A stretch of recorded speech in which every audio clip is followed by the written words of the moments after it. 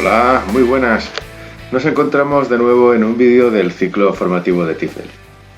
En este caso explicaremos los conceptos básicos y los fundamentos teóricos de una bomba de calor.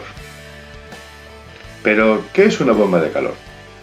Una bomba de calor es una máquina térmica que, utilizando un gas refrigerante en un ciclo termodinámico cerrado, es capaz de transferir calor de un entorno natural, dígase agua, aire o tierra, a un edificio o a una aplicación industrial, invirtiendo el flujo del calor natural, de modo que fluya de un foco de temperatura más baja a una más alta.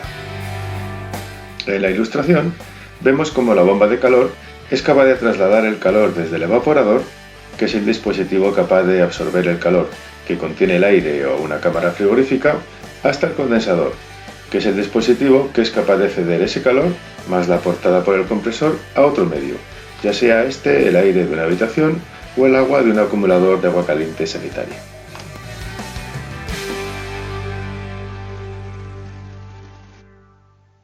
Las bombas de calor que permiten la utilización de calor aerotérmico, geotérmico o hidrotérmico a un nivel de temperatura útil necesitan de electricidad u otra energía auxiliar para poder funcionar. Estas serán normalmente energías convencionales. Por lo tanto, a efectos de cálculo de la energía renovable, habrá que descontar del total utilizable la energía utilizada para el funcionamiento de la bomba de calor. Veamos ahora cuáles son los principios que rigen el funcionamiento de una bomba de calor. Principio de equivalencia.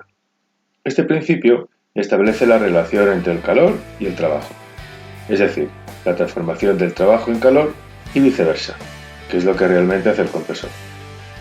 El equivalente mecánico del calor tiene por expresión que un joulio es igual a 0,24 calorías y que una caloría es igual a 4,186 julios. Primer principio de la termodinámica, que este seguramente que os será más conocido. Establece que la energía ni se crea ni se destruye, solamente se transforma. En una bomba de calor, la energía eléctrica consumida por el compresor se convierte en calor que se transmite al refrigerante durante el proceso de compresión. Como consecuencia, el calor cedido al foco caliente será igual al calor extraído del foco frío, más el calor asociado al trabajo de compresión.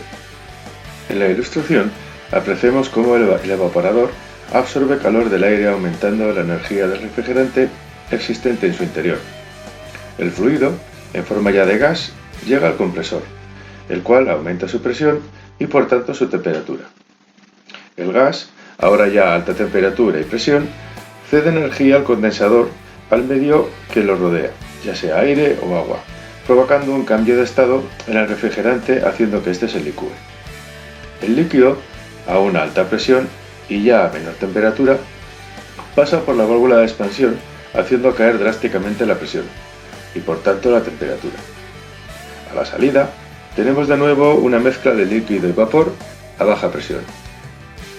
Esta mezcla atravesará el evaporador, donde absorberá energía del medio que lo rodea hasta evaporar totalmente el refrigerante y comenzar de nuevo el ciclo.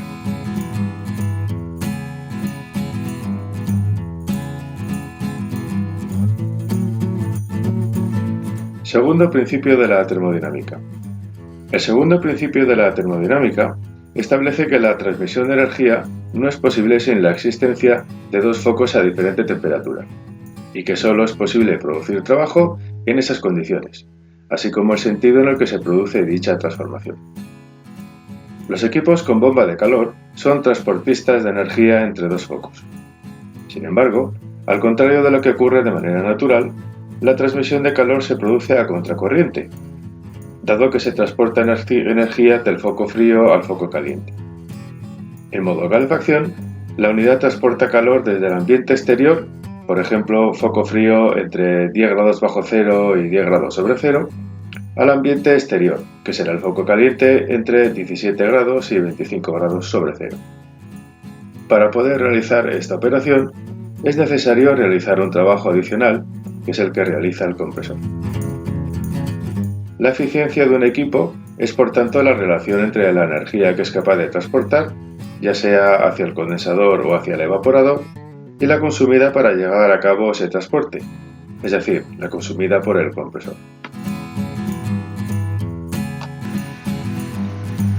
Vamos a explicar ahora la base de funcionamiento de una bomba de calor, lo que ocurre en el interior de la máquina.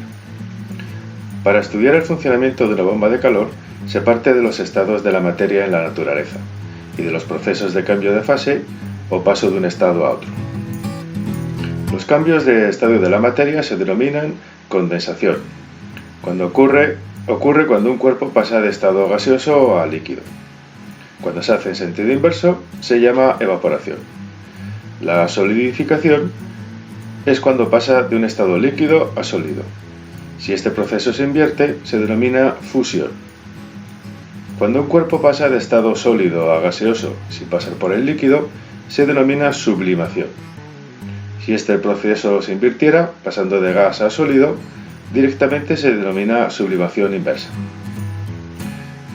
De los procesos de cambio de fase, el ciclo frigorífico aprovecha los cambios de estado del refrigerante líquido a gas, evaporación, y de gas a líquido, llamado condensación, y la capacidad que presentan estos procesos de absorber o transferir calor y por consiguiente de enfriar o calentar el medio que se quiera acondicionar. La evaporación es un proceso endotérmico, es decir, es un proceso en el que se absorbe calor. Por el contrario, la condensación es un proceso exotérmico, es decir, es un proceso en el que se realiza una cesión de calor. Bien, pues ya hemos visto qué ocurre cuando se produce un cambio de estado. Ahora vamos a ver cuándo y dónde se producen esos cambios en un ciclo frigorífico completo. Comenzaremos por la evaporación. En esta fase, el refrigerante se evapora absorbiendo el calor del medio que se pretende refrigerar o del que se necesita captar calor. Hablamos de una cámara frigorífica o una habitación en verano en el caso de funcionar en modo frío o del aire del exterior en caso de funcionar en modo de calor. La compresión es el proceso por el cual se eleva la presión y temperatura del refrigerante y se transfiere el mismo la energía necesaria para su movimiento a lo largo de todo el circuito frigorífico.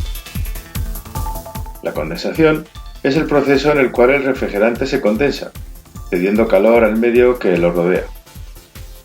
Esto puede ser el aire del exterior cuando se trabaja en modo frío o una habitación o un acumulador de agua caliente sanitaria cuando se funciona en modo de calor.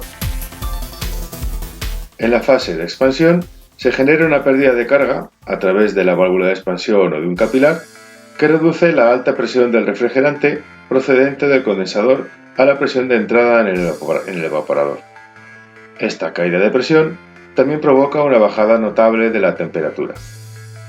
Tenemos, por lo tanto, ahora un refrigerante mezcla de líquido y vapor dispuesto a captar la mayor cantidad de energía posible hasta evaporarse totalmente mientras circula por el evaporador. Las bombas de calor denominadas como reversibles pueden funcionar en modo de calefacción o refrigeración.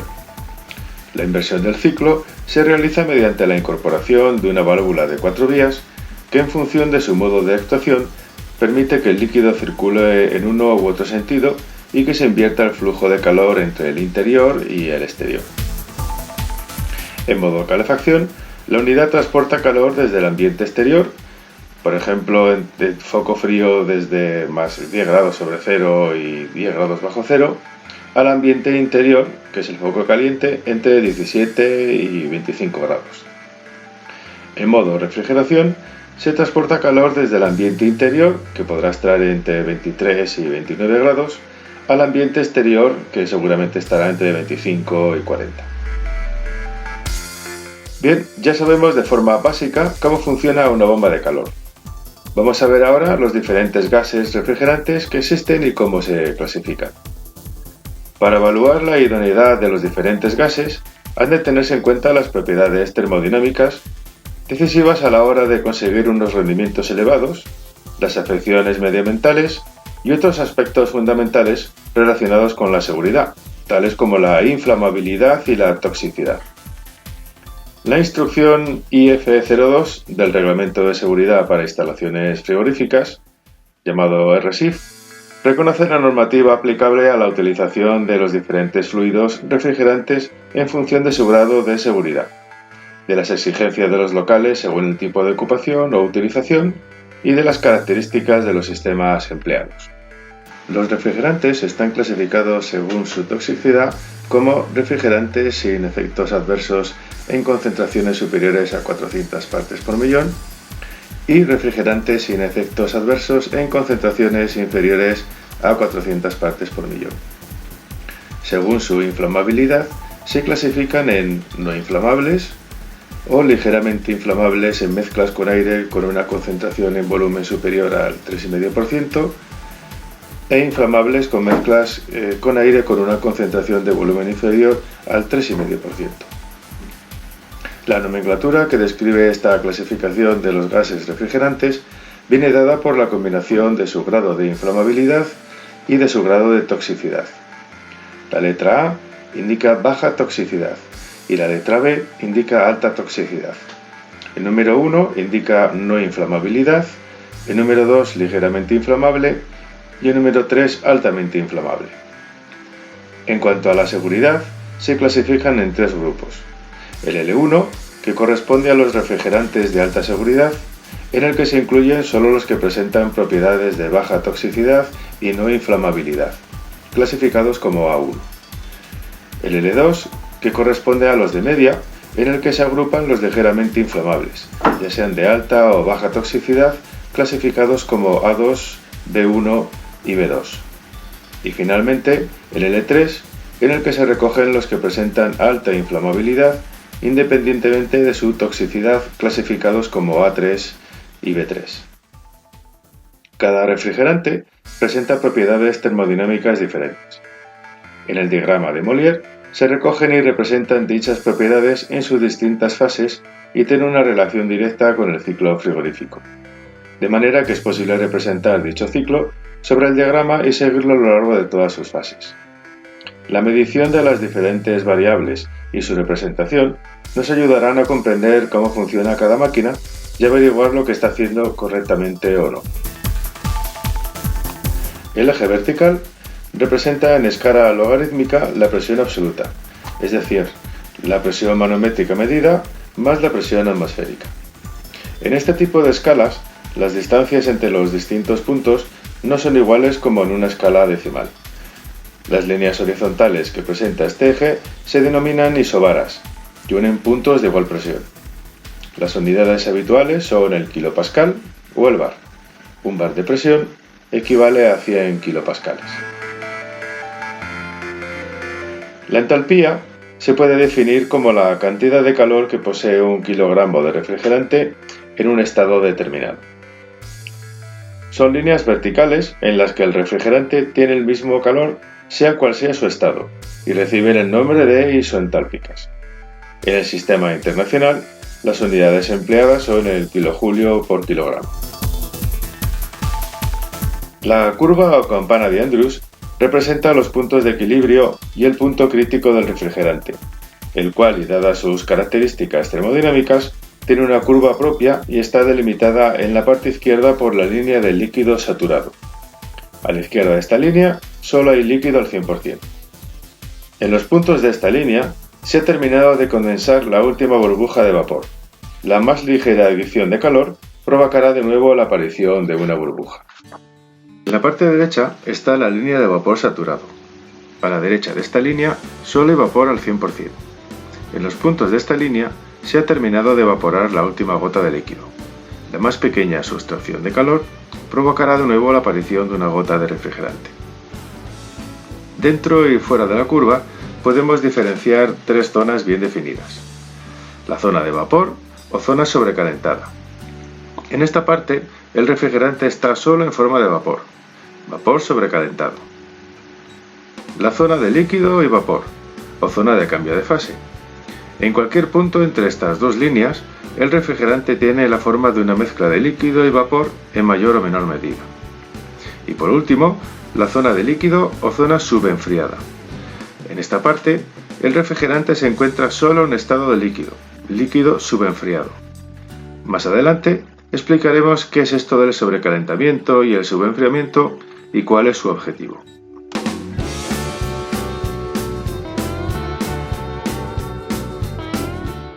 En la parte más alta de la curva de Andrews encontraremos el punto crítico. Es el punto de unión entre la línea de líquido saturado y la línea de vapor saturado. La temperatura y la presión en este punto se denominan respectivamente temperatura crítica y presión crítica. La temperatura crítica de un gas es la temperatura más elevada a la cual dicho gas puede condensarse por aplicación de presión. Es decir, que por encima de esa temperatura siempre existirá vapor, sea cual sea la presión aplicada. La presión crítica es la mínima presión que se debe de aplicar para llevar a cabo la condensación a la temperatura crítica. La temperatura y presión críticas son diferentes para cada tipo de gas. En esta tabla tendréis algunos ejemplos.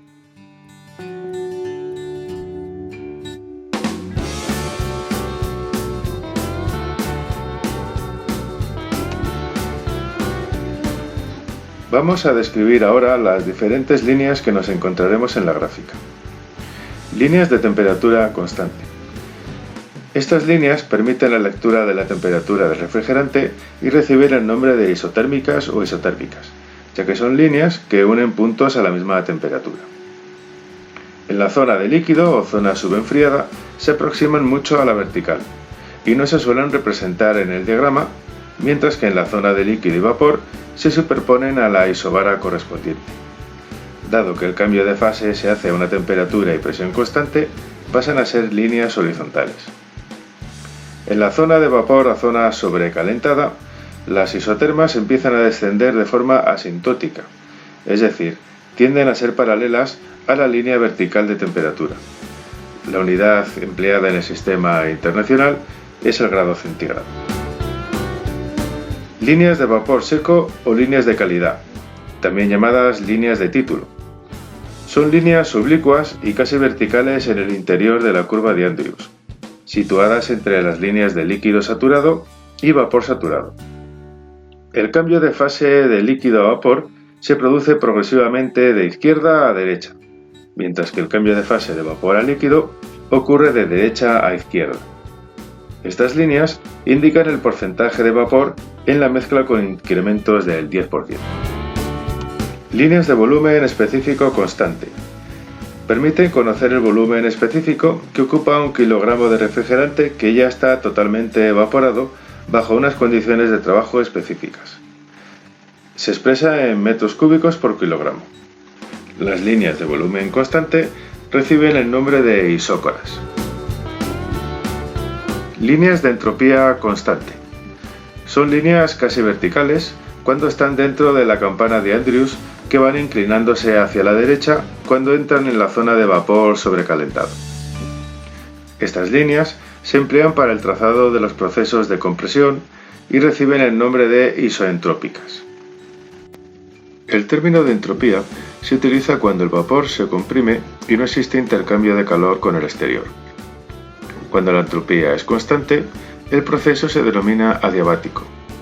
La unidad de medida que se utiliza es el kilojoule por kilogramo. Representamos aquí el diagrama de Molière, el ciclo de funcionamiento de una bomba de calor. En dicho ciclo podemos ver cómo se comporta la máquina en función de una serie de datos medidos como son la presión de baja, medida a la entrada del compresor, la presión de alta, medida a la salida del compresor, la temperatura a la salida del evaporador y la temperatura a la salida del condensador. La representación del ciclo de una bomba de calor en el diagrama de Molière puede comenzarse por cualquier punto. En este caso, lo hemos hecho por la válvula de expansión colocada entre la salida del condensador y la entrada del evaporador. En función de la presión medida a la salida del compresor, marcaremos en la gráfica el valor de la presión de alta, siempre en valores de presión absoluta, es decir, la presión medida más un bar de presión atmosférica, y trazaremos una línea horizontal a la altura de la presión obtenida. Haremos lo mismo con la presión medida a la entrada del compresor y la marcamos en la gráfica con otra línea horizontal. En el punto donde la línea de alta presión corta con la línea de líquido saturado, la gráfica nos indicará la temperatura de condensación que corresponde a ese tipo de gas con esa presión. La temperatura de condensación es aquella a partir de la cual aparece la primera gota de líquido. La diferencia entre esta temperatura y la medida a la salida del condensador, representada en la gráfica como punto 3, se denomina subenfriamiento y suele estar comprendida entre unos 6 y 12 grados. Es importante que exista cierto subenfriamiento para garantizar que a la válvula de expansión solo llega refrigerante en estado líquido. El refrigerante a la válvula de expansión presenta condiciones de alta presión y baja temperatura. Al atravesar la válvula se provoca una caída de presión y por tanto de temperatura, pero manteniendo toda su energía. Trazaremos por tanto una recta entre el punto 3 y la línea de baja presión, totalmente vertical, siguiendo la línea de entalpía constante. Se dice entonces que la expansión se realiza en un proceso isoentálpico. El corte entre la recta que viene del punto 3 y la línea de baja presión marcaremos el punto 4. A la entrada ya del evaporador encontraremos el fluido, mezcla de líquido y vapor, a la presión de evaporación, lo que llamamos presión de baja, que habrá sido medida a la entrada o a la salida del evaporador. Una vez aquí, el fluido, parte líquido o parte vapor, irá absorbiendo energía del medio que lo rodea, ya sea aire o agua. De esta manera, llegaremos a la salida del evaporador con un fluido en estado de vapor y con la misma presión que tenía a su entrada, en un proceso isobárico. La temperatura, en el proceso de evaporación, es constante, ya que el calor absorbido no se emplea para aumentar la temperatura, sino para provocar un cambio de estado. Al existir un aumento de calor en el fluido, se produce un aumento de entalpía. Evaporado todo el fluido en el evaporador, llegamos a la aspiración del compresor. En este punto, el vapor ha ganado temperatura. La diferencia entre la temperatura de evaporación, obtenido en el punto en que la línea de presión de baja corta la línea de vapor saturado, y la temperatura medida a la entrada del compresor, marcada en la gráfica como punto 1, se le denomina sobrecalentamiento. Es necesario que exista un sobrecalentamiento entre unos 6 y 12 grados para garantizar que el fluido que entra en el compresor lo haga en estado de vapor. De lo contrario, provocaríamos una avería en el mismo. La compresión es un proceso mecánico en el que el refrigerante aumenta su presión y por tanto su temperatura, sin producir ningún intercambio de calor con el exterior. A este proceso se lo denomina isoentálpico o también adiabático.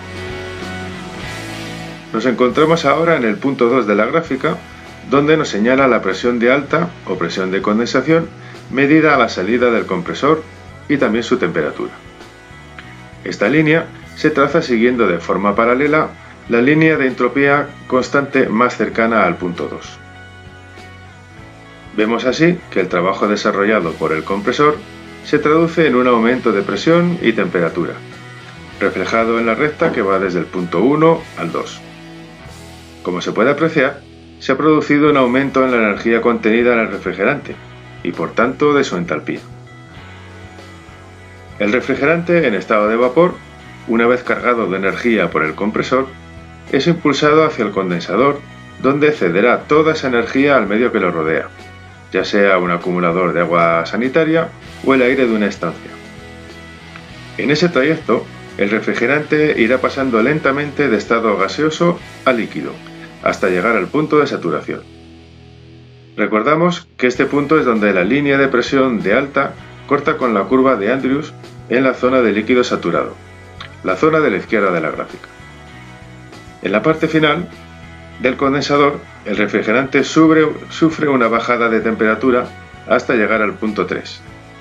Todo este proceso, como puede verse en la gráfica, se produce sin variar la presión, al igual que ocurre en el proceso de evaporación, ya que son procesos isobáricos. Volvemos por lo tanto al punto de partida con un fluido refrigerante en estado líquido, ya que el condensador ha entregado toda la energía absorbida en los procesos de evaporación y compresión.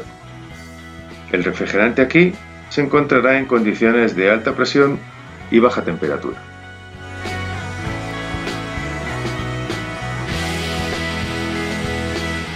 Una vez obtenidos todos los puntos del ciclo, podemos determinar la eficiencia energética de la máquina tanto en modo de generación de calor, a lo que llamaremos COP, como en modo de refrigeración, al que llamaremos EER. En la gráfica ya hemos apuntado los valores de entalpía, tanto para el proceso de evaporación como para los de compresión y condensación. Es con estos valores con los que calcularemos la eficiencia energética. El COP es la relación existente entre la entalpía cedida por el condensador, es decir, la diferencia de valor entre H2 y H4, y el aumento de entalpía proporcionado por el compresor, esto es, la diferencia entre los valores de H2 y H1. Como hemos comentado anteriormente, cuando una bomba de calor funciona en modo frío, su eficiencia se denomina EER. Su valor se establece por la relación existente entre la entalpía ganada en el proceso de evaporación, es decir, la diferencia de valor entre los puntos H1 y H4, y el aumento de entalpía proporcionado por el compresor, esto es, la diferencia de valor entre los puntos H2 y H1. En la gráfica podemos apreciar que la variación de entalpía es superior en el proceso de condensación a la sufrida en el proceso de evaporación. Por lo tanto, los valores obtenidos para el COP siempre serán algo superiores para los obtenidos para el EER. Pues bien, damos ya por finalizada esta presentación. Espero que haya servido para aclarar y asentar algunos conceptos que son claves para comprender el funcionamiento de una bomba de calor. Gracias por vuestra atención y hasta la siguiente.